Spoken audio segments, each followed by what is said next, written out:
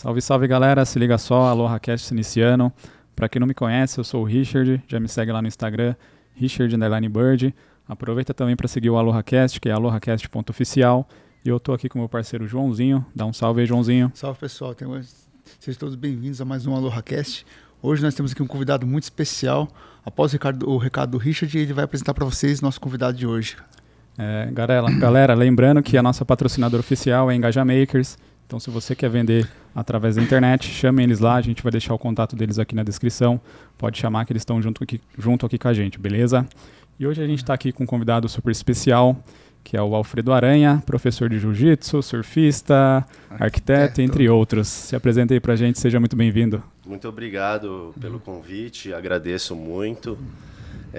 Meu nome é Alfredo Galante Alencar Aranha, então meu sobrenome é Aranha e virou apelido também, né? Então sempre no mundo da arte marcial, né, a gente acaba tendo um apelido, né, que ficou o Aranha e como assim, eu não sou mais tão criança, virou o tio Aranha, né? Principalmente na academia que eu dou aula lá na Aliança, né, o tio Aranha e tal.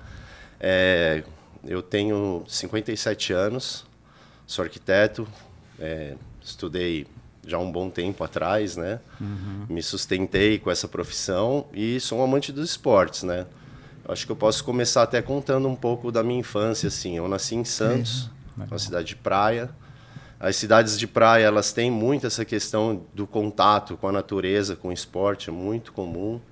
Então, desde muito cedo, eu já praia tal, comecei a surfar, moleque mesmo, né? Eu tinha um vizinho um pouco mais velho, que ele pegou aquela fase dos anos 70, ele tinha uma prancha, a gente acabou comprando a prancha dele e eu não tinha nem tamanho para levar a prancha sozinho para a praia, né? Era sempre eu e meu irmão ou um amigo e em dois. Eu morava ali na ponta da praia, que é o canto esquerdo da praia, que tem pouca onda e mais para a direita vai começando a aumentar as ondas, né? Então a gente ia até a praia, ia andando e carregando a prancha em dois, um entrava, o outro ficava esperando, depois trocava e assim foi, né? A gente começou a surfar, assim, o surf é uma coisa que eu trago assim ao longo de toda a minha vida. Tem épocas que a gente está mais próximo da praia, vai mais, tem épocas que não, mas assim, a minha vida inteira eu posso me considerar um free surfer, né? Nunca fui para competição, nunca tive nenhuma aptidão para competição, mas o prazer de você estar lá na praia, de poder curtir aquele momento ali no mar é maravilhoso, né? Às vezes, sexta-feira, eu vou para a praia, eu desço com a minha mulher, ela fala, poxa, você é ansioso, você quer correr, mas eu quero chegar logo lá na praia, passar a arrebentação, sentar ali atrás da arrebentação e olhar a linha do horizonte, olhar aquele sol começando a se pôr assim.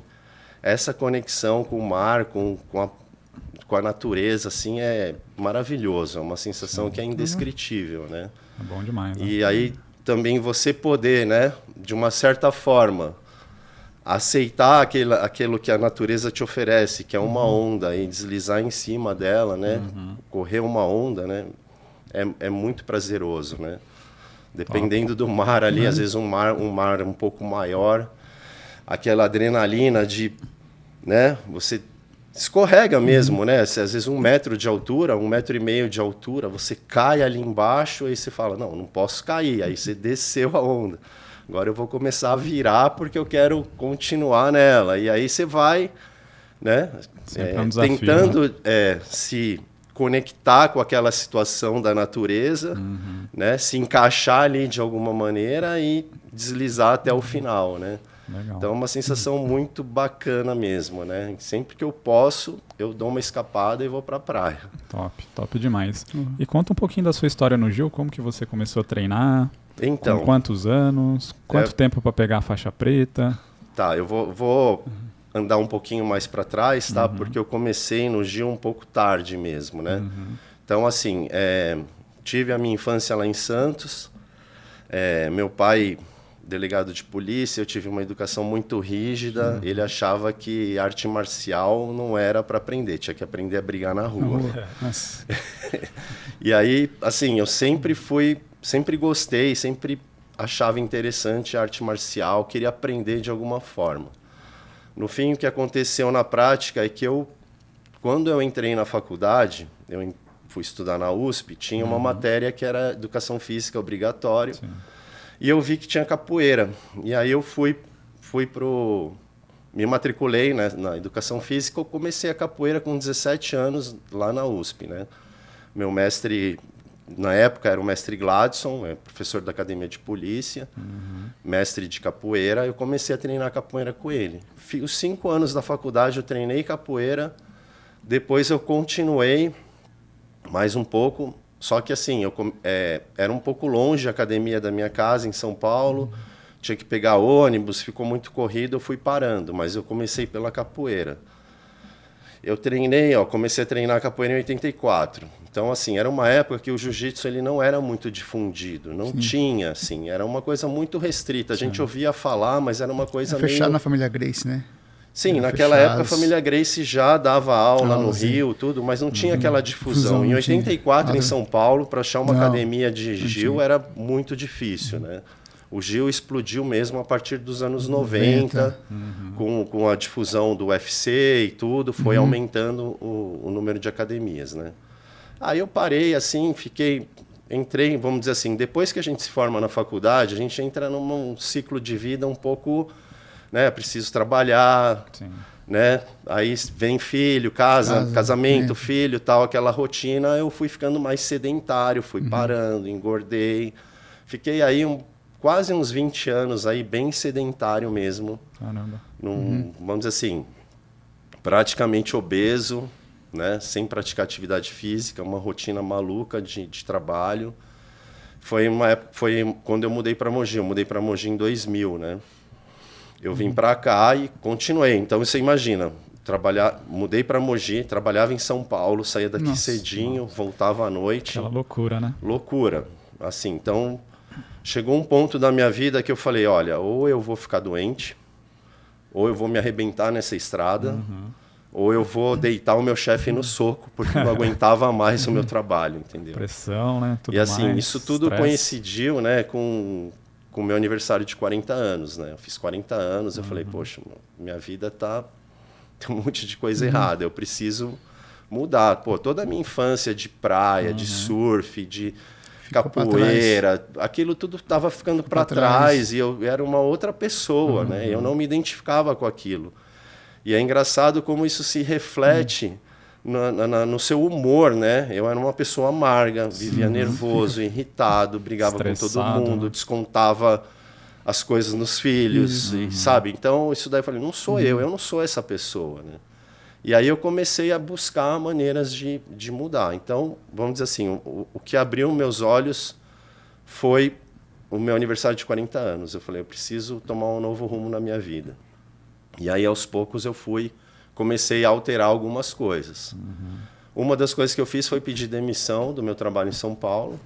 Fiz a carreira inteira, eu trabalhei na CIT de São Paulo, entrei como trainee, saí como chefe de departamento.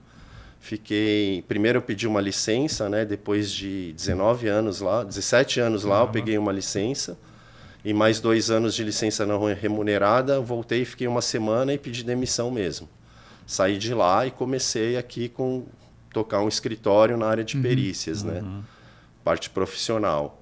Só que o fato de eu ter saído de São Paulo, não precisar mais me deslocar, eu falei, poxa, agora eu posso voltar a fazer uma atividade física. E aí foi que eu voltei para capoeira. Aqui em Mogi, fui lá para o Grupo Baraúna, voltei a treinar capoeira. Lá dentro do Baraúna, eu conheci o professor Paulinho Baraúna, que ele dava aula de capoeira lá. E aí ele colocou o Gil, ele já treinava Gil, ele já era graduado, ele colocou o Gil lá dentro e eu comecei a treinar com ele. Por um bom tempo eu fiquei treinando capoeira e Gil. E eu comecei a pegar gosto, né? Comecei a gostar e falei, poxa, vou ficar no Gil aqui, vou continuar, né? O Paulinho foi para Abu Dhabi, hoje ele mora lá, ele dá aula lá, ele um cara super respeitado lá.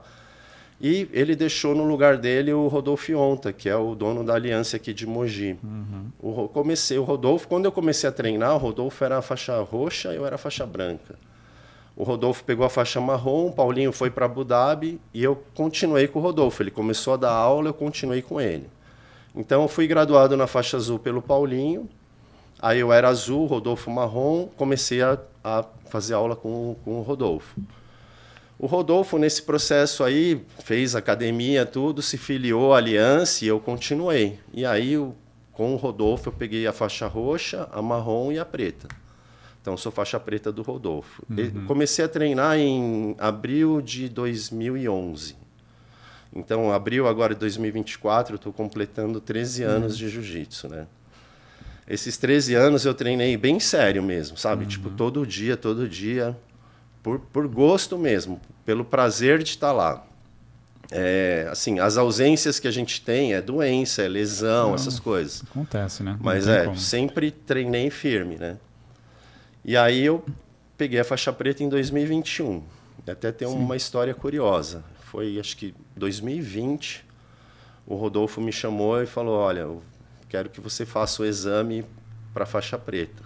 No mesmo dia, no mesmo treino, eu rompi meu bíceps no treino. Caraca. E aí eu tive que operar. Eu já tinha rompido o esquerdo em 2014, também num treino de Gil, operei, voltei a treinar, eu era faixa roxa. Em 2014 eu operei o braço esquerdo e em 2020 o direito, eu rompi o bíceps direito. Fiz todo o processo lá, operei, fiz a cirurgia, fiz fisioterapia, voltei a treinar e aí eu me propus a fazer o exame da faixa preta. Rodolfo mesmo falou para mim, me chamou e falou, olha, eu acho que você tem algumas deficiências técnicas, você tem que treinar, eu quero que você faça o exame. E eu comecei a estudar, estudei bastante para conseguir passar. Até tem uma história curiosa, porque a gente teve a pandemia, né? Foi, 2020. E aí, pandemia, teve aquela época que fechou tudo, não podia sair e tal. Não podia fazer nada. Podia fazer nada. E falei, poxa, mas que jiu-jiteiro que eu sou se eu vou ficar em casa e não vou fazer nada? Eu gostaria de continuar a treinar. E estava tudo fechado, eu já não era criança, falava que, poxa, o pessoal mais velho, a doença era mais grave, eu não queria ter contato, o pessoal marcava treino clandestino. Tinha muito cara assim que treinava com a gente que é polícia, que tinha contato com o público, eu fiquei com um pouco de medo. Aí tem um amigo meu que treina comigo, faixa preta, chama Kei-chan, o apelido dele.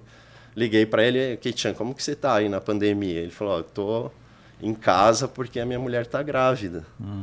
Então eu tô evitando de sair. Eu falei, você não quer fazer uns treinos comigo, só nós dois? Aí eu tenho em casa, né? A gente tem um estúdio, né? Minha mulher dá aula no estúdio de treinamento funcional. Eu tenho umas placas de tatame. E aí eu convidei lá o Kei-chan e vem aí. Aí eu comecei a treinar com ele todo dia. A ideia era fazer 2, 3 treinos por semana. Virou todo dia e a gente passou toda a fase da pandemia ali, que estava mais fechado, treinando, eu e ele. E assim, ele é um cara mais dedicado que eu, pegou a faixa preta antes que eu, ele me ensinou muito nessa época, ele me ajudou muito a desenvolver as minhas deficiências ali no Gil, né? E aí, ele, depois, no meu exame da faixa preta, ele também me ajudou muito, revisando as posições. Porque depois que você está 10 anos treinando, você tem que voltar para as posições de iniciante ali, porque você vai ter que executar ali tudo, né? E aí ele me ajudou muito, foi um cara assim que eu tenho o maior respeito nessa parte do Gil por causa disso. E hoje ele também é professor lá, na Aliança Mogi. E assim, consegui pegar a faixa preta. Aí assim, eu fiquei pensando, poxa, eu cheguei na faixa preta. A faixa preta não é o fim do caminho, não é mesmo. Na verdade, depois que você pega, você vê que é um outro começo. É um recomeço. E eu falei, poxa, mas agora que eu cheguei na faixa preta, o que que eu vou fazer? Eu vou continuar treinando como eu treinava, como aluno, venho aqui, faço o meu treino. Será que é só isso? Será que é isso que o faixa preta faz? Falei, não, acho que seria legal se eu desse aula, vou ver se tem como, né? Falei, Rodolfo, falei lá com o meu mestre, Rodolfão, eu queria dar aula. Ele falou, ó, faz um curso, tem os cursos lá da Aliança, preparatório para módulo iniciante, intermediário. Faz um curso que eu arrumo aula para você. Beleza, fiz o curso. Coincidentemente, teve um professor que dava aula lá, o Pedrinho, que ele foi para os Estados Unidos. Ele foi dar aula nos Estados Unidos e abriu as aulas dele. E eu assumi algumas aulas dele lá na Aliança e eu comecei a dar aula.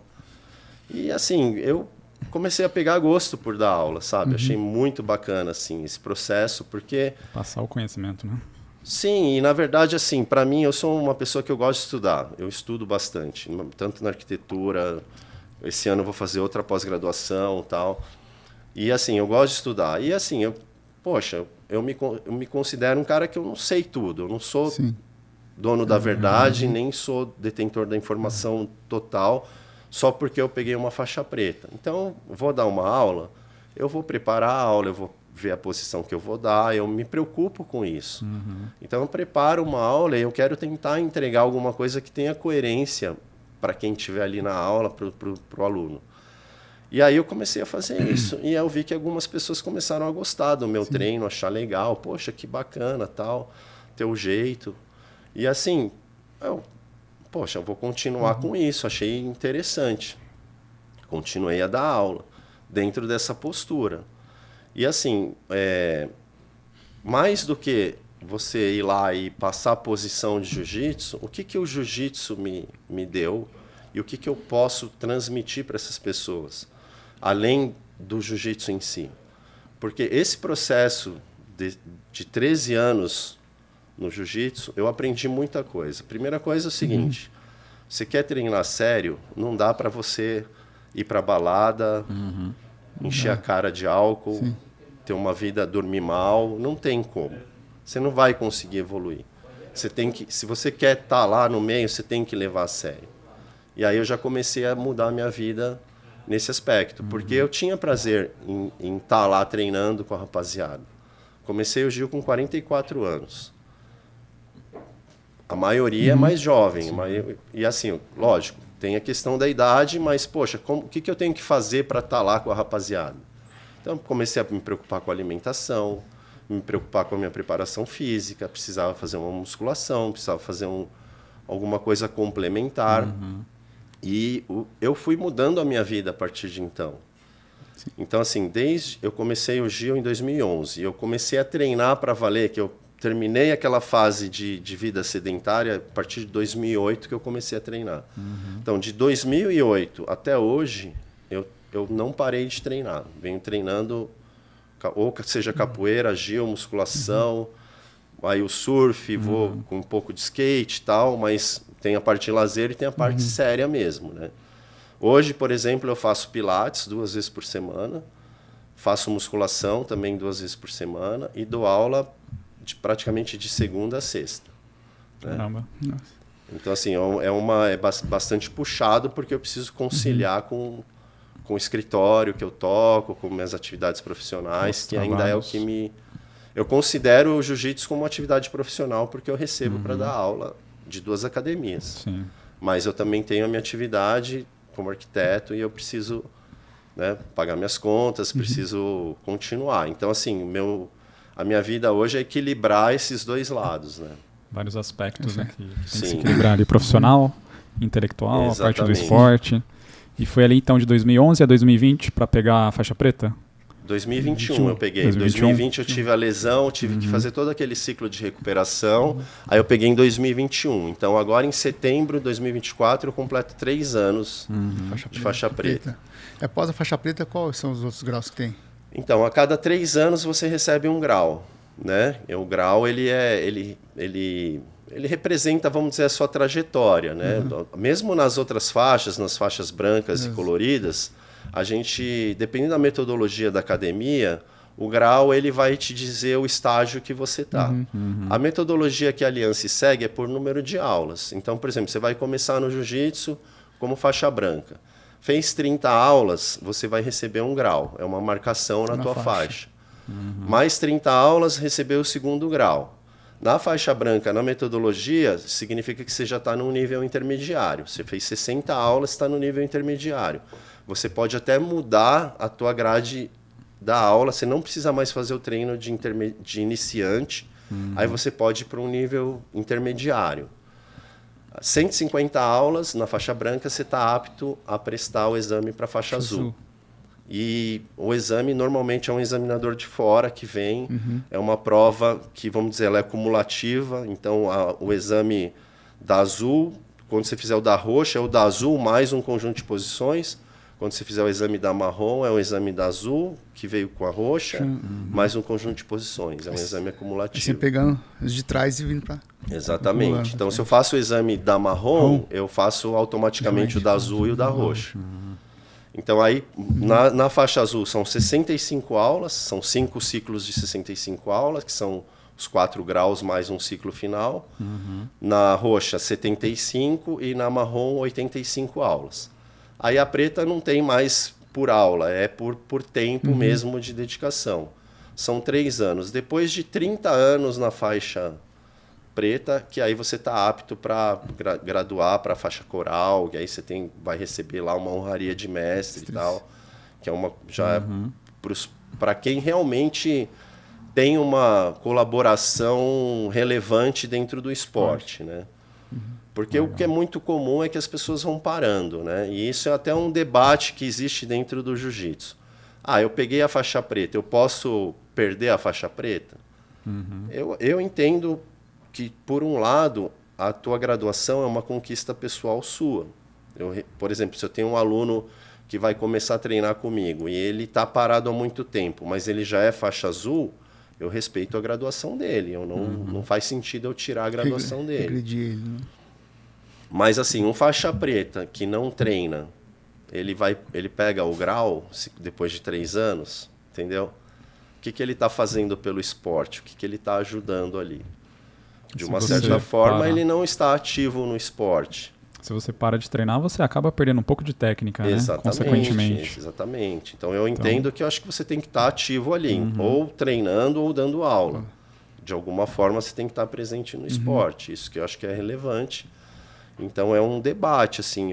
Já vi entrevista de mestres dizendo que eles acham que eles podem tirar a graduação do aluno. Aí é de cada um. Cada um. Né? Sim. Mas faz sentido. E hoje, quantas faixas que são, da branca até a preta? Então, são 5 faixas, né? Branca, azul, roxa, marrom e preta. E quanto tempo, mais ou menos, em média, cada pessoa fica em cada faixa ali?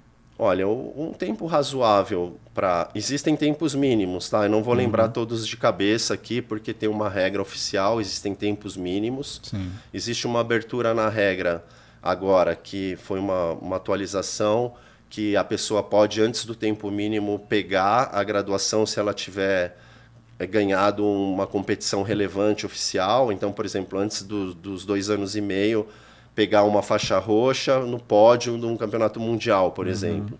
Então, existem algumas exceções.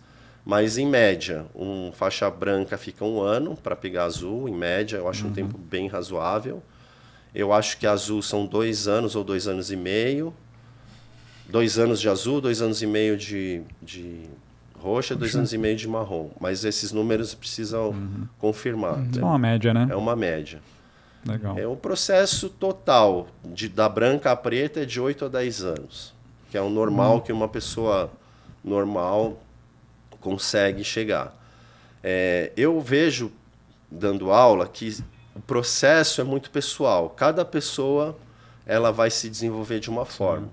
Às vezes chega um aluno que tem muita facilidade, ele nunca fez uma cambalhota, nunca fez um rolamento. Eu passo algumas instruções básicas, ele já consegue fazer. Às vezes tem pessoas que têm mais dificuldade e tem um processo mais lento. Isso é pessoal. Vamos dizer assim, o teu desenvolvimento no jiu-jitsu não é olhando para o lado, não é olhando para o seu companheiro de treino. O seu desenvolvimento é olhando para si mesmo. Hoje eu estou melhor do que eu estava ontem. Amanhã eu vou me dedicar mais, eu vou me esforçar mais e eu vou estar melhor do que eu estava antes.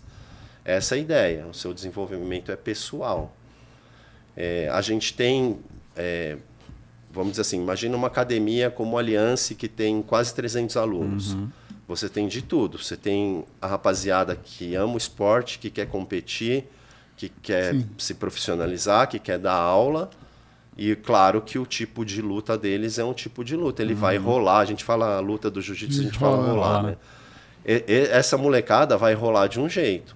Agora, um cara que é pai de família, que tem esposa, filho, emprego, mas que gosta do esporte, que se dedica, tá lá, porque quer ou perder peso, ou porque gosta da atividade, o rola dele é diferente, vocês concordam? Mais cauteloso. Não é a mesma dedicação. O cara fala, né? pô, não posso machucar, amanhã eu tenho que trabalhar. Exatamente, amanhã tem que estar inteiro. Então, às vezes, esse cara, ele está há muitos anos no esporte, ele já é um faixa marrom, mas aí você pega um faixa azul desse competidor que vai brigar por igual. Então, Passa o carro, né? Até. e aí fica... Mas, assim, isso é normal, isso faz parte do esporte, é muito comum. Tem professores, às vezes, que seguram o aluno numa faixa. Porque, esse aqui é o meu campeão da azul, né? O cara ganha tudo na azul e nunca vai pra Não roxa. quer subir, né? Porque o cara ganha na azul ali. Então, só que não faz muito sentido isso, ele Às precisa vezes, evoluir. Pode até frustrar o atleta, né? O cara fala, pô, eu tenho condições, na outra e não ganha. Exatamente. Tem pessoa que chega a sair, né? Trocar de mestre, sair de academia. Pode Pode acontecer, acontecer, né? pode acontecer. Como eu também já vi o oposto. Eu já vi pessoas pegarem a faixa preta muito rápido, passar pela marrom, porque realmente tem tanto talento e é tão diferenciado o jiu-jitsu deles que fica o mínimo possível na marrom e já vai para a faixa preta. Mas aí são fenômenos no esporte, né? Sim. É exceção, né? Exceção. E hoje nos treinamentos, como funciona? É faixa branca com faixa branca ou mistura a galera ali com roxa, com azul? Então, na metodologia da Aliança, você tem as aulas de iniciante, intermediário e graduado. Aí tem a defesa pessoal, tem o sem kimono e tal. Então, assim, faz essa diferenciação e é até bastante razoável. No ciclo de iniciante, nas aulas, não tem o rola, não tem a luta. Então, assim, ele vai fazer um ciclo de 60 aulas até chegar no nível intermediário para poder começar a lutar. E isso dá uma base técnica, um subsídio técnico para ele não chegar lá no rola assim, sem um conhecimento mínimo de defesa para poder, vamos dizer assim, desempenhar ali naquele momento. E quando ele passa para o intermediário, é até uma situação um pouco difícil, porque às vezes aí na aula de intermediário já tem faixa azul, faixa roxa. Eu procuro sempre, quando eu vejo que tem algum branco a 2 graus ali, que acabou de subir para o intermediário, eu não vou colocar ele para lutar com um cara que eu sei que é um pouco mais agressivo, que é mais pesado. Eu tento, ou eu mesmo, ou pego uma pessoa que eu sei que tem uma consciência, porque eu quero realmente que esse aluno ele vá se ambientando e ele vá se inserindo ali no contexto. Mas o jiu-jitsu tem muito isso. Por ser um esporte de muito contato, a gente tem essa sensação que, poxa, mas eu só apanho no treino, eu só apanho, parece que eu não evoluo. Tem essa sensação. E às vezes tem muita gente que se frustra com isso. Sim. Só que assim, o que eu falo para os alunos, isso daí é bom para você. Porque isso está te tornando um casca grossa. Você está aprendendo a suportar a pressão. E eu acho que esse talvez seja o grande aprendizado do jiu-jitsu. A gente aprende a sentir o conforto dentro do desconforto. Essa é a maior lição do jiu-jitsu. Você está tomando amasso ali no rolo, estou respirando. Meu pescoço ainda está intacto. Né? Se ele apertar mais, eu vou ter que bater, mas eu acho que ainda dá para eu mexer essa mão aqui e começar a me defender. Mas se você você passa por um treinamento, por um processo que aquela pressão passa a ser natural para você, imagina o efeito que tem isso até na sua vida fora do esporte. Você aguenta tanta pressão ali no treinamento que lá fora os teus problemas eles são menores, né? Ficam minimizados, né? Poxa, aqui eu estava agora treinando, brigando para respirar. Você acha que eu vou me preocupar com um chefe que me cobra um trabalho? Então, isso daí eu acho que tem muito isso. E dá diferença, assim, um cara que é mais pesado fazer um rola com um cara que é mais leve? Ou vai muito da técnica ali dos dois? Sim. Porque a teoria, acho que o cara mais pesado seria mais difícil para o cara mais leve. Sim. Né? Na teoria e na prática também. Só que eu vejo que tem caras, por exemplo, que são tão bons tecnicamente, e eles conseguem lutar com um cara maior e mais forte e se dá bem. Isso daí eu vejo. Eu posso dar um exemplo até de um amigo meu que ele tem aí perto de 70 quilos. É o primeiro faixa preta do Rodolfo, o Graxinha, bicampeão brasileiro. Eu já vi ele bater em muito cara de 120 quilos, Passou o carro. 150 quilos. E ele tem 70 quilos. Caramba. Ele é super técnico e ele é bom de jiu-jitsu. E é comum ver, né? Agora, se você tem tecnicamente 2 caras que têm Parelhos mesmo nível aí. técnico, parelhos, lógico, o maior vai ter um pouco mais de vantagem. Como que eu vejo o jiu-jitsu? O jiu-jitsu é um tripé entre força, técnica e resistência. Então você tem que trabalhar essas 3 coisas. Às vezes um cara muito forte, ele resolve tudo na tora. Eu tenho 112 quilos, eu estou posição de controle lateral nos 100 quilos, controlando um cara muito forte. Ele vai lá e me levanta, tira 112 quilos de cima dele e joga para o lado. O cara é muito forte, o cara faz supino com 140 quilos, tirar uma pessoa de 112 quilos fica fácil para ele. Então, ele resolve na tora. A técnica ficou em segundo plano, né? Então, assim, quem é muito forte, às vezes, não é tão técnico no jiu-jitsu. Um cara magrinho, que não tem outra alternativa a não ser desenvolver a técnica para lutar bem, a esse cara ele acaba tendo uma vida longa dentro do jiu-jitsu, porque ele vai ficar técnico, ele consegue até compensar a força por muitas vezes. Então, e aí também a resistência, porque é muito comum, por exemplo, às vezes eu estou treinando com alguém, eu só sinto o cara fazer assim, ó. O gás já foi. Aí eu falei, agora é minha vez, meu amigo, você está me amassando até agora, você cansou, eu ainda tenho gás, é minha vez, eu vou te dar pressão. E às vezes acontece isso comigo também, eu estou rolando, por exemplo, com o meu professor, com o Rodolfo, parece que ele tem um gás infinito. 3 minutos ali, vai mais ou menos parelho. Passou para o 4º minuto, ele está me dando uma blitz que eu nem tenho mais como me defender, eu não tenho gás para rolar com ele, tem um gás muito maior que o meu. Então, acontece isso de resistência, a gente não ter tanta resistência e isso ser um déficit. Faz a diferença. Então, a gente tem que pensar sempre nesse tripé entre força técnica e falar, mas todo mundo fala, mas o jiu-jitsu não faz força, tal. Não, não é isso. Força é feito. Porque assim, ó, o jiu-jitsu é um kanji japonês, que foi aportuguesado, né? O certo é jujutsu, né? Que é a arte suave. Uma das interpretações do kanji é ceder com gentileza.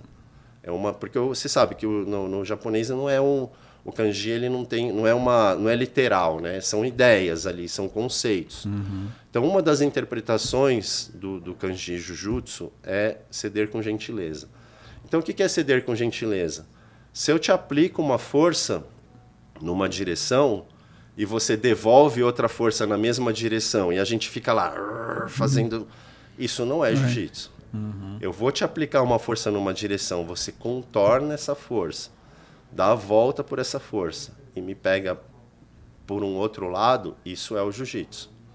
Então, se você for entender, quando você olha uma luta de jiu-jitsu e você vê a movimentação, a pessoa aplica uma pressão num sentido, o outro vai lá e se movimenta para o outro lado, corre para o outro lado e vai para o outro. E ele entende aquela dinâmica, ele vai para uma outra defesa e assim sucessivamente. Então, é muito isso daí. É essa ideia de você... Por isso que a gente fala, olha, se você executar uma técnica sem fazer tanta força, é porque ela está sendo bem executada. Que é justamente por isso. Eu consegui anular aquele vetor de força, contornar ele e chegar numa outra posição favorável para mim. É que o jiu-jitsu é base, né? Foi desenvolvido para o mais fraco conseguir se defender do mais forte, exatamente. Né? Toda a adaptação que o mestre Hélio Gracie fez, porque por ele ser um cara menor, mais franzino, ele pegou lá a técnica tradicional do jiu-jitsu japonês e foi adaptando para os movimentos de alavanca para uma pessoa mais, vamos dizer assim, com menos recurso físico conseguir executar. Então tem essa ideia mesmo. Eu assisti um documentário, não é um documentário, um programa do Sport TV, que é do Samurai ou MMA. Mostra todo esse passo a passo. Sim. Vindo do Japão, os Gracies pegaram lá, acho que em Belém, que eles moravam, vieram pro Rio, trouxeram e foram adaptando até chegar no primeiro UFC. O que se sabe historicamente que o jiu-jitsu era a luta corporal dos samurais japoneses. Eles usavam as técnicas de jiu-jitsu. Com a decadência do império, dos samurais, arma de fogo e tudo, no Japão foi proibido o samurai mesmo, né? Então houve, vamos dizer assim, as técnicas continuaram, mas não podiam mais ser, não podia mais exercitar aquilo.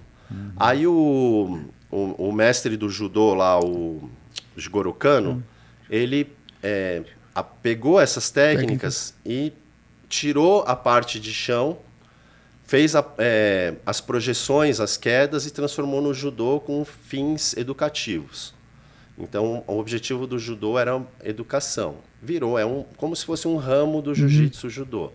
Só que o judô derrubou, projetou, encostou as costas no chão, acabou a luta. No jiu-jitsu não, encostou as costas no chão, ganhou 2 pontos, mas mal começou a luta, tá valendo, continua lá. O que aconteceu? Um dos alunos do Jigoro Kano, o Mitsui Maeda, o Konde Koma, ele percorria o mundo demonstrando as técnicas dele.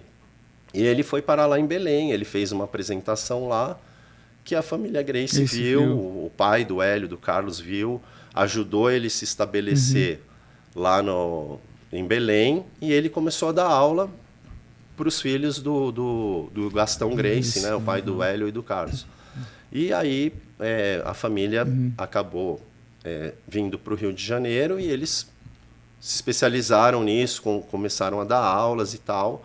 E o Hélio, o que diz a história, né, que o Hélio ele subiu uma escada, se cansava, né, quando ele era jovem e tal, e ele ficava lá observando, né. E aí ele não deixavam muito ele participar. E aí um dia todos os professores estavam ocupados na academia, chegou um aluno, ele deu a aula para o cara, né. Ninguém ficou muito sabendo. E aí esse cara voltou no outro dia, e ele falou, mas eu quero aquele professor lá, ó, aquele professor é bom. Aí foram ver, era o Hélio, né? E aí, poxa, mas você está dando aula também e tal. E aí, realmente, aí virou tudo isso que a gente viu, né? Tanto que teve 2 atletas do Japão, né? Para lutar contra o Hélio no Rio, né? Sim, sim. Um era o Kimura, né? E o outro não me recordo o nome, que veio. Então, o que acontece é que, assim, as técnicas do jiu-jitsu, elas são... O jiu-jitsu Gracie é um jiu-jitsu que é baseado na luta corporal mesmo. Não é o jiu-jitsu esportivo que a gente vê, que não pode dar soco, que não pode dar chute. Era luta corporal. Então, defesa de soco, defesa de chute. O conceito qual que é? É o mesmo conceito do boxe, por exemplo. Você vê uma luta de boxe, como que você anula um soco numa luta de boxe? Os 2 boxeadores, eles se abraçam, eles fazem um clinch. Sim, se for o Bambam, defende com a cara, né? Mas assim, qual que é a ideia do clinch? Eu me aproximo da pessoa, eu anulo uma agressão dela. Então, uma das ideias do jiu-jitsu é isso, é eu encurtar a distância. A segunda situação, em pé ali, eu estou um pouco instável. Eu posso ser derrubado como eu posso derrubar. Então, qual que é a ideia? Eu projeto para o chão, porque no chão eu tenho mais controle da pessoa. Então, como que eu domino? Como que eu me defendo de um agressor? Encurto a distância, derrubo. É basicamente isso. Aí fala, poxa, mas o jiu-jitsu é uma luta agarrada? É uma luta agarrada justamente por isso. Se eu chego muito perto do seu corpo, você não consegue me dar um soco. Você precisa ter um espaço para dar um soco. Se eu seguro o seu corpo, você não tem como me dar um soco ou um chute. E aí, a partir daí que eu consigo te dominar. Então, a ideia é essa. Então, o jiu-jitsu tradicional Gracie, ele tem toda uma metodologia que envolve a luta corporal. Por isso que eles, para difundir a arte, eles chamavam esses desafios. A ideia era mostrar a eficiência da arte em qualquer situação contra qualquer arte marcial. Por isso que começou a ter esses desafios. E vamos dizer assim, o extremo disso, né, foi quando o filho do Hélio, o Rorion, estava dando aula nos Estados Unidos. Ele era muito desafiado, porque ele pegava alunos, às vezes, de outras academias, de karatê, o professor ia lá, poxa, mas você roubou meu aluno, vamos fazer um confere. Ele ia lá e dominava o cara de uma forma assim, até virava amigo depois, chamava para treinar, mas por conta disso ele começou a imaginar e falou, por que a gente não transforma isso num evento, né? Por que a gente não mostra a eficiência do jiu-jitsu através de um evento maior? E foi aí que ele criou o UFC. E aí todo mundo conhece a história que depois é um mix, né? Mix de artes marciais ali. Mas a ideia era transformar esses mostrar desafios, né, numa né? coisa mais, né, de evento mesmo, tal, né? Legal, top demais. E os campeonatos, quantos que você já participou aí? Então, eu lutei mais na minha faixa branca, azul, até a roxa. Depois eu dei uma parada. Eu tive... Assim, parte emocional do torneio, ela é bem pesada, assim. Eu senti um pouco, né? Então, acabou que atrapalhava um pouco a minha vida profissional. Às vezes eu ia lutar, até ia bem no campeonato, mas segunda-feira eu estava esgotado, com febre, minha imunidade ia lá para baixo. E assim, tinha trabalhar muito essa questão emocional, então por isso eu fui parando. Competi algumas vezes, ganhei alguns torneios, mas nada muito relevante. Eu nunca fui muito competidor. O que acontece hoje é alguns alunos meus, quero competir. Eu falei, eu não vou pôr vocês lá sozinhos, eu vou participar de competição também. Então, esse ano, 2024, eu renovei minha filiação na Federação Paulista.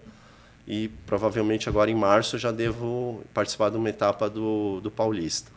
Lógico, na minha categoria, né? Não vou lutar com a molecada aí, que é outra pegada, né? A molecada vem no gás, né?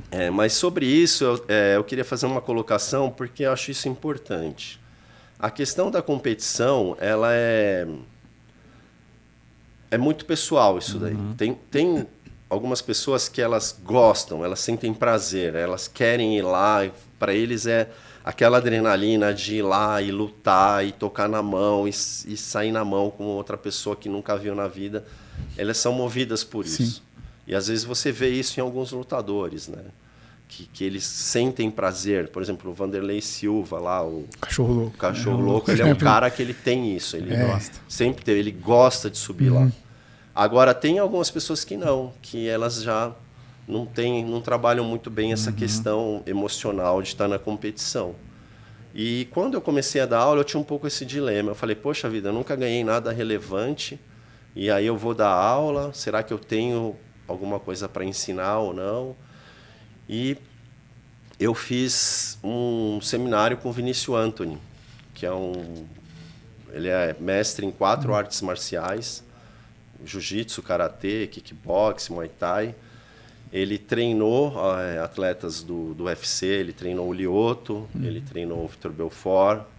Ele é um cara assim muito muito preparado para isso, né? Então fiz um seminário com ele e conversando com ele, ele me falou isso. Ele falou: "Eu sou uma pessoa que eu não tenho essa coisa da competição". Ele foi, acho que 14 vezes campeão brasileiro de karatê e 4 vezes vice-campeão mundial de karatê. E ele falou: "Para mim, eu não sou da competição. O meu barato é ensinar, o meu barato é dar aula". E eu falei: "Poxa, mas faz sentido isso que ele está falando. Eu não preciso ser um super competidor para dar aula. Eu posso conseguir transmitir bem e não ser um super competidor". E a gente vê muito isso. A gente vê, por exemplo, coaches técnicos que não tiveram uma carreira significativa no esporte, mas que são excelentes professores, né? Então, você vê, por exemplo, o Mica Galvão e o pai dele, o Melqui Galvão, né? O Mica é um super campeão, aí, um cara que está ganhando tudo, e o pai dele não teve uma carreira no esporte, mas está se demonstrando um grande, vamos dizer assim, técnico, né? Um grande preparador de campeões. Então, isso daí eu acho que é importante a gente ter essa consciência. Às vezes, um super campeão, um cara que ganhou tudo no jiu-jitsu, ele não tem uma didática legal para dar aula. Ele sabe lutar, mas ele não consegue transmitir o que ele sabe fazer. Então, acho que tem um pouco isso, e acho que isso é importante a gente ter essa consciência, né? Com certeza. E no mundo do jiu-jitsu, já teve alguma lesão muito séria? Fora o rompimento dos bíceps aí. Rompimento de bíceps, tiramento de tendão, nariz quebrado. Nossa. Isso daí tem bastante coisa, acontece. Mas aconteceu ali no sem querer mesmo, na hora do treino? Então, o braço esquerdo aqui foi um armlock, que eu não quis bater e estourou. Esse aqui, provavelmente, meu tendão já estava bem esfarelado. Acho que até mandei a foto aí. E aí foi um movimento bobo, numa situação que eu estava tentando raspar um num treino lá, ele deu um tranco no meu braço, eu só senti um pleque e o músculo já subiu aqui. E estiramento de tendão de joelho, assim também, várias vezes. Faz parte do esporte, né? Esporte de contato não tem como. O nariz eu quebrei, assim, eu tava treinando aqui, tava fazendo o meu rola aqui, tinha um outro rola, a academia tava cheia, o cara girou o pé dele para fazer um movimento e eu não tava vendo, o calcanhar dele bateu no meu nariz, eu quebrei o nariz. Nossa. Assim, eu não tava olhando para baixo, preocupado aqui com o meu treino, de repente o pé dele bateu no meu rosto e eu quebrei o nariz. Nossa. Então, assim, acontece, né? Mas assim, você anda na rua, você pode quebrar pisar num buraco e quebrar o pé. Conheço várias pessoas que adoram moto, que vivem quebradas, conserta, vai pra moto de novo. Não larga então, a moto. A lesão faz parte. Eu fiz Muay Thai por quase 5 anos. No joelho, uma vez chutei um cara, ele segurou, que eu girei, meu joelho fez assim. No dia seguinte, eu consegui pôr o pé no chão. Trinquei a costela já. Na capoeira, uma vez de cada lado. Só treino. Nem competia, só treino. Machucando só no treino. Então. Esporte de contato faz parte. Mas igual você falou, quando você falou que às vezes a pessoa entra na academia, começa a treinar e só apanha, e tem muitos que desistem, outros que não. Você falou que torna uma pessoa casca grossa. Isso. Eu ia embora pra casa, não consegui nem dormir, por tanto chute que eu levava na coxa. Mas ainda fiz 5 anos ainda. E realmente, cara, o esporte, mano, você gosta de apanhar, não é questão de apanhar. Cara, é o prazer de treinar. Treinar realmente, o esporte muda mesmo. Você pode apanhar, mas eu gosto de treinar, faz bem pra minha vida, posso estar com dor, mas no dia seguinte eu tô de boa, aumenta a autoestima. Quem gosta de arte marcial tem muito isso, você se desafiar na dificuldade. Eu acho que essa é a questão. Não é sobre perder ou ganhar, ou tomei chute, tomei soco, ou tomei estrangulamento. Não é sobre isso, é você estar ali se desafiando. E quem entra nesse processo vai tendo ali, às vezes, pequenas vitórias, porque ele aprende uma técnica e ele consegue executar aquela técnica. Então, às vezes, por exemplo, às vezes tem um aluno que me dá um feedback. Pô, professor, você me ensinou uma raspagem e no rola eu consegui usar aquela raspagem. Então, poxa, esse é o prazer da pessoa ali. Ele conseguir ali executar e aí ele começar a ver que aquele negócio faz sentido para ele, que pode ser uma coisa bacana.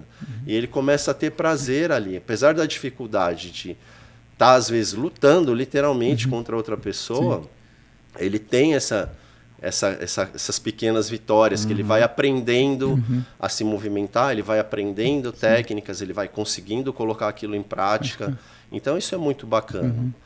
Ao mesmo tempo, por exemplo, já chegou uma pessoa para fazer uma aula experimental. Eu dei a aula para ela, ela olhou para mim assim e falou, isso é muito difícil para mim. Foi embora e não voltou nunca mais. Aí eu fiquei pensando, eu falei, poxa, imagina você se propõe a fazer um vestibular. Aí você senta lá para fazer a prova, você lê a primeira pergunta. Nossa, que difícil, vou embora, não vou voltar nunca mais. Uma entrevista de emprego, não dá para sair no meio da entrevista. Na primeira dificuldade, no primeiro...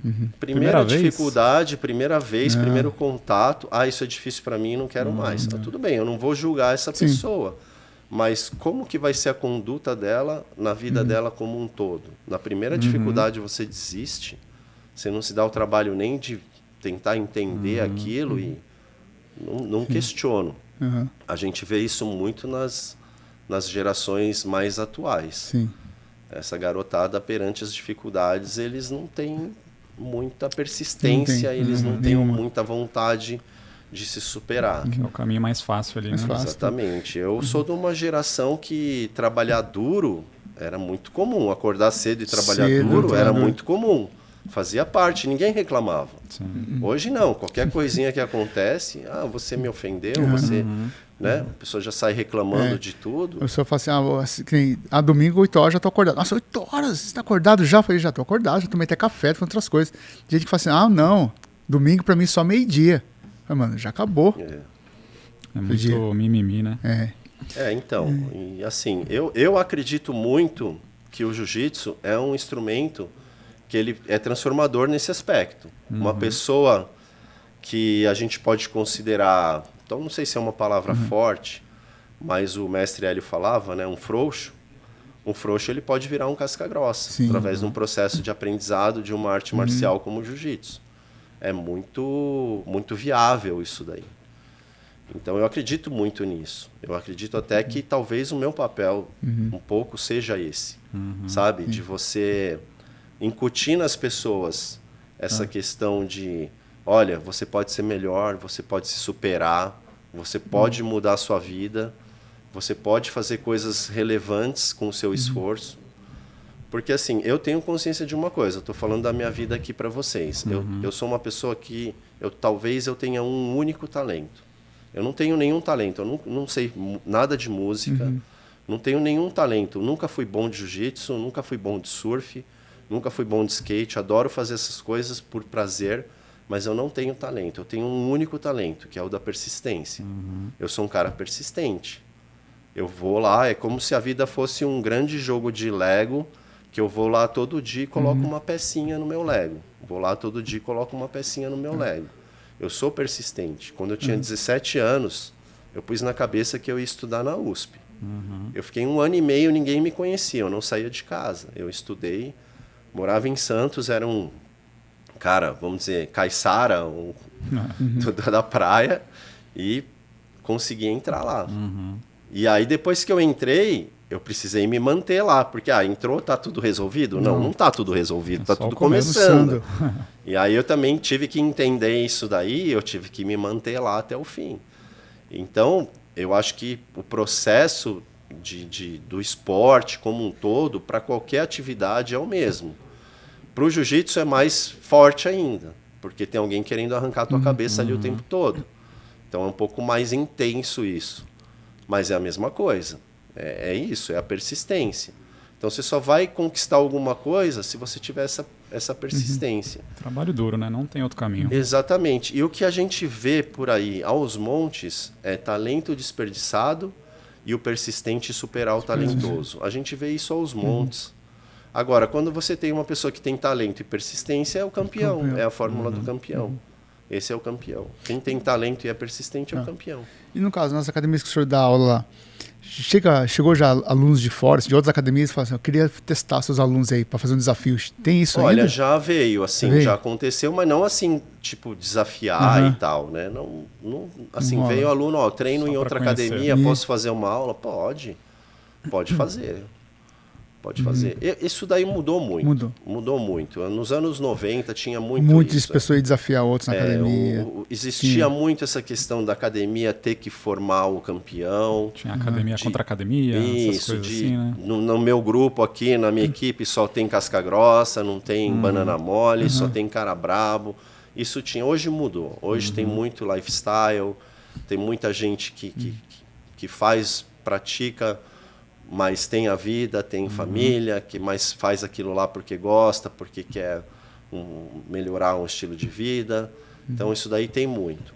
Depende um pouco. O que acontece, por exemplo, a Aliança é uma academia que só tem jiu-jitsu, não tem mais nada. Tem 3 tatames lá, tem 3 aulas simultâneas de Gil, tem o Gil o dia inteiro, mas só tem jiu-jitsu. A Runner, no shopping, é uma academia completa, é uma academia de musculação, que tem várias aulas, tem aula de, como chama, bicicleta lá, ou spinning, dança, boxe, kickbox, musculação, tem tudo, tem um pacote completo.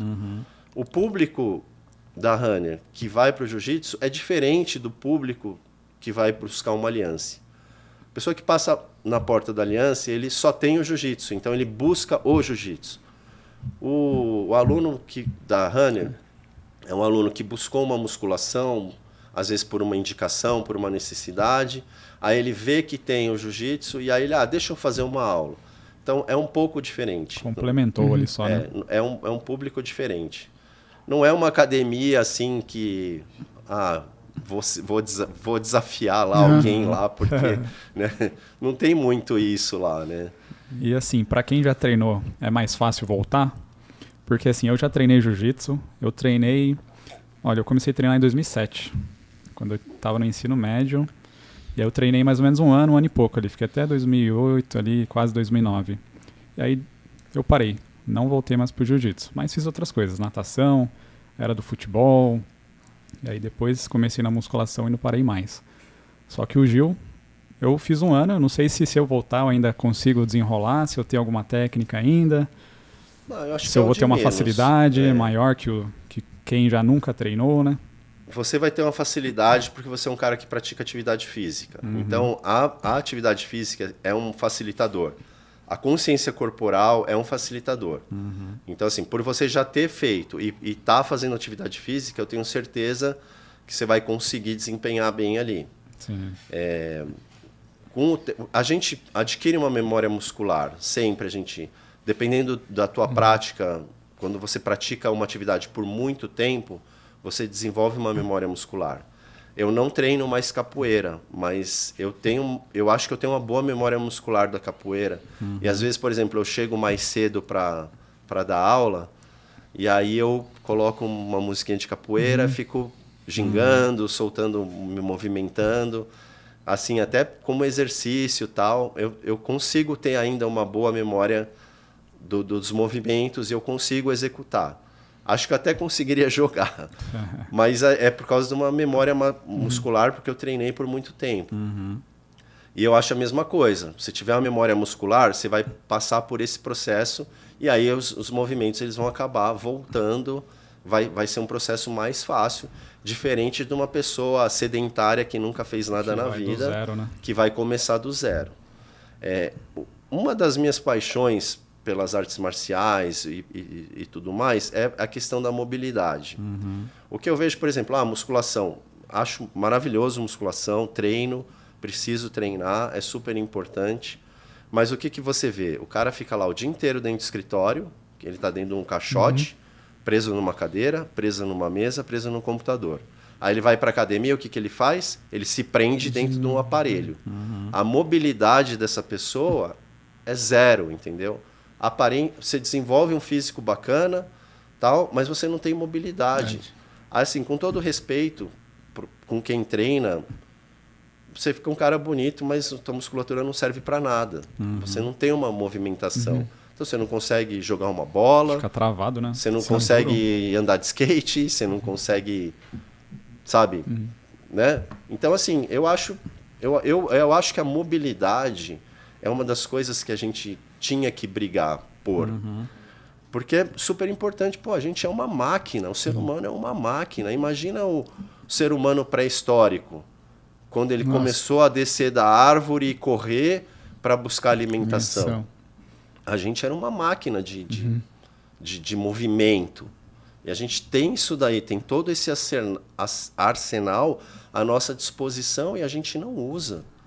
Então, eu acho que assim, a gente tinha que fazer atividades que nos deem mobilidade, que você possa praticar um esporte que te dê mobilidade. Isso é super importante. E se você faz isso hoje e leva isso para sua velhice, você vai ter uma qualidade de vida melhor. Então, eu acho muito importante isso. Faz sentido, total. E a gente tem algumas fotos aqui que a gente vai jogar aqui no telão para a gente comentar um pouco. Tá bom. Que é... Isso aí. Aí você tá com a galera, aqui, né? provavelmente, preta, né? eu acho que essa aqui, ó, já lembrei, foi minha graduação na faixa marrom. Ah, você tava de marrom. Peguei marrom pra foi preto. o dia que eu peguei a faixa marrom. Né? Isso daí é a academia do Rodolfo, quando era ali na Avenida dos Bancos, ali, depois do Tigrão ali. Sim. Antiga, agora é aqui no próximo ao Sesc, mas essa é a academia antiga. Eu peguei faixa marrom em 2017. Boa. Aí o pessoal do treino lá, esse menino aqui, ó, o segundo ali, o Pedrinho, que é o que foi para os Estados Unidos, eu comecei a dar aula no lugar dele. Esse do meio aqui é o Guerreiro, ele é guarda municipal, hoje ele é faixa preta de judô e de jiu-jitsu. Esse aqui também é guarda municipal, o Bexiguinha, faixa preta, brabo também, hein? Boa. Vamos ver as próximas. Aí foi o Campeonato Paulista, uma etapa do Paulista de 2015. Que eu ganhei, ó. Foi em primeiro. Peguei a medalha. Foi difícil. Eu fiz uma luta, era já uma categoria mais alta. Foi uma luta contra um judoca, que um ficou tentando derrubar o outro o tempo todo. Eu tomei mais iniciativa e ganhei a luta dele. Show. Aí já é na aliança. Aí isso é um registro de final de aula, né? A aula que eu dou lá à noite. É um uma aula comum, uma assim. turma aí, né?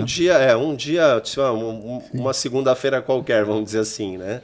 Top. E essa galerinha que treina lá. Vamos ver as próximas. Isso é aí na academia também, registro né? lá na academia da Aliança.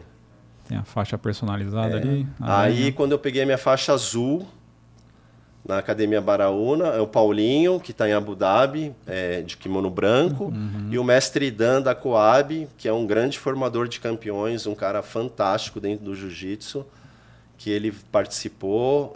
O Dan é mestre do Paulinho no jiu-jitsu, e ele é um cara assim sensacional, maravilhoso, eu gosto muito dele, tenho um respeito enorme. Quando eu estava na branca, ele vinha aqui, o Paulinho chamava ele puxava uns treinos pra gente aqui, e ele é um cara assim que ele falava umas coisas para mim que, sabe, tipo, não, cara, eu acho que eu tenho jeito para isso, eu acho que eu vou continuar. Ele acionou alguns gatilhos para mim que fizeram eu ficar no esporte até hoje. Então, assim, cara que respeito total aí pelo mestre da Coab. Legal. Aí eu tô num evento que chama Pura, do André Bintang, que é um faixa preta lá do Rio de Janeiro. Ele organiza um final de semana em Ubatuba, que tem surf, jiu-jitsu e yoga. Esse evento aí foi com o mestre Helson Grace, que é filho do Hélio Grace. Esse rapaz que está comigo aqui era o assistente dele lá. E aí fizeram essa foto ali num treinamento, mas é bacana. Você vai sexta-feira e fica até domingo. E aí você tem várias práticas de yoga, as aulas de jiu-jitsu e vai pra praia fazer um surf. É bem bacana. Top demais. Aí também é um treino... O pessoal fica enchendo o saco, assim, poxa, você coloca esse céu aí atrás, né?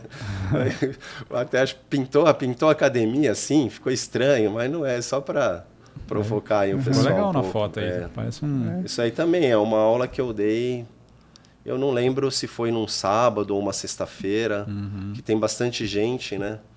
Aí... Mas é um registro também de fim de aula, dentro da Aliança lá. Vamos ver a próxima. Aí já é surfando, hein? Isso, aí surfando. Aí, ó, tô de Long John. Essa foto aí é lá em Garopaba, na Praia da Ferrugem. Lá a água é gelada no sul, né? Nós estamos em 2024. 2022, 23 e 21, 22, eu passei 15 dias lá no Réveillon, fim do ano, em uma pousadinha em frente à praia aí, surfei bastante lá. Top. Aí eu dei sorte de ter um fotógrafo lá registrando. Isso aqui é uma incursão de beach tênis aí. A minha mulher é professora de beach tênis e atleta de beach tênis. Ela me levou um pouco pro beach tênis. Aliás, eu te amo, amor. Eu comecei a jogar em 2017 e aí eu joguei até eu começar a dar aula de Gil. Eu conseguia conciliar o Gil com o beach tênis, mas por conta de pegar as aulas à noite, eu tive que dar uma parada. Aí eu brinquei um pouco. O beach tá entrando na moda agora, né? Sim, tá super na moda. É super gostoso jogar, mas hoje eu jogo de brincadeira. Cheguei a brincar, jogar uns torneios, skate, né? Aí até skate. O cara é um atleta completo, né? Na piscina de Mogi. Do ginásio? Ali do ginásio, ali no bolzinho de Mogi. Esse meu skate é um simulador de surf, na verdade, né? Então, assim, para mim, até no skate eu tô surfando, né? É que às vezes a gente não consegue ir tanto pra praia, então eu preciso dar uma compensada. A história do skate é essa, né? Que os surfistas fizeram porque eles não tinham onda, exatamente, né? Exatamente. Então, assim, esse skate ele tem o eixo da frente mais solto, então ele permite você surfar. Top. Da hora. Top demais. Essa daí é mais uma lá do sul, né? O cara é um atleta completo. Eu dei uma sorte enorme porque no mar mesmo, comecei a trocar ideia com um cara de lá, um surfista de lá que fabrica prancha, e peguei o Instagram do cara, né? Daí à noite ele mandou uma mensagem, falou, tinha um amigo meu, fotógrafo profissional, na praia, e ele fez uns registros e você tá lá. Aí eu comprei as fotos do cara lá, né? Aí, difícil, porque às vezes não tem alguém para fotografar legal, né? A foto ficou massa. Show demais. Legal, Não, perfeito. caramba. A gente já quer aproveitar para te agradecer então, Alfredo, por ter comparecido, por ter aceitado o convite. Foi um bate-papo top demais, não, Joãozinho? Top demais. Esperamos o senhor aqui outras vezes aqui falar mais um pouco sobre esporte, sobre o segredo aí da jovialidade, porque não é qualquer um que aguenta esse pique, não. Fazer tudo isso aí O segredo é fazer o que você gosta, não tem segredo, né? É fazer o que você gosta. Acho que tudo na vida é isso. Então, você quer fazer uma atividade física, encontra alguma que você gosta. Não precisa dizer o que você tem que fazer, tem que encontrar o que você gosta. Aí vira um estilo de vida, né? Exatamente. Você consegue levar para sua vida inteira. Exatamente. Top. Eu que agradeço a oportunidade aí, foi muito bacana. Obrigado mesmo. A gente que agradece. Para te achar nas redes sociais, como que faz? Eu basicamente tenho só o Instagram, que é Alfredo Aranha. Arroba Alfredo Aranha. É isso, Alfredo Aranha. Legal. Então, pessoal, a gente vai deixar aqui na descrição. Segue ele lá. Se quiser conhecer a academia também, podem ir. Está à disposição tanto a Aliança quanto a Runner lá no shopping. Quiser fazer uma aula experimental, esteja à vontade, pode entrar em contato. A gente faz uma aula experimental sem compromisso. Fiquem à vontade também. Mesma coisa, quiser me chamar para o surf lá, acordar às 5 da manhã, ir para a praia, tô dentro. Quem sabe eu vai fazer uma aula lá experimental e já está convidado, pode fique à vontade. Assim, a maior desculpa que tem, poxa, professor, mas eu nem tenho kimono. Aí o que eu faço? Eu deixo uns kimonos lá para o pessoal. Desculpa. Tem um aqui, eu arrumo um kimono para você, pode fazer. Não, mas você acredita que eu tenho meu kimono guardado ainda? Mas deve estar todo mofado. Põe ele na máquina, deixa secar. Não é desculpa não, não é desculpa não, velho. Segunda-feira eu tô lá. Ele era branco e agora deve estar amarelo. É diferenciado, velho. Tem azul, tem vermelho, amarelo aí, pô.